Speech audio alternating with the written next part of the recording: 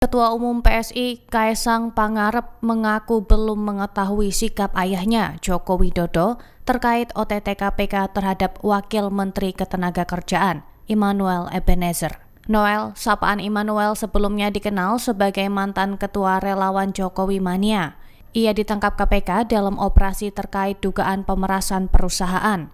Kaesang mengatakan akan bertemu Jokowi di Solo usai rangkaian kunjungan kerja ke Surabaya, Jombang, dan Blitar. Dikutip Jumat 22 Agustus 2025. Menurutnya, sikap Jokowi kemungkinan baru diketahui setelah pertemuan tersebut. Menanggapi kasus Noel, Kaesang menegaskan pentingnya pejabat negara untuk mengabdi kepada rakyat, bukan merampas hak masyarakat. Ia menekankan agar semua pihak download Tribun X sekarang, menghadirkan lokal menjadi Indonesia.